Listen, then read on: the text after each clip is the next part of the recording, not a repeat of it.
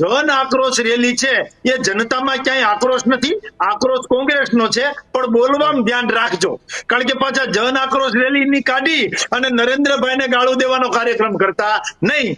જેટલી ગાળો બિહારમાં દીધી નરેન્દ્રભાઈને એટલા વધારે મત મળ્યા ને એટલા વધારે ધારાસભ્ય આવ્યા. એટલે આ જરાક ધ્યાન રાખજો. મલ્લિકાર્જુન ખડગે કદાચ આવી જાય તો એને કહેજો મોદી 10 માથા વાળો રાક્ષસ છે એવું ન બોલે. ઇમરાન મસૂદ જો આવી જાય તો એને કહેજો કે મોદી કી બોટી બોટી કાટ લેંગે એવું ન બોલે. જો રાહુલ ગાંધીજી આવી જાય તો એને કહેજો કે બધા મોદી ચોર છે એવું એને ગુજરાતમાં ન બોલે.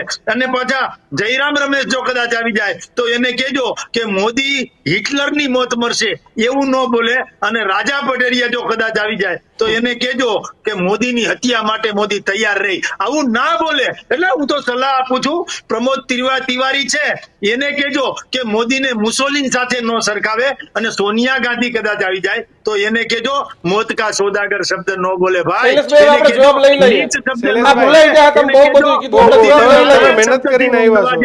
નહીતર અહીંયા એને તકલીફ પડશે. આ બધું લોકો યાદ રાખે છે.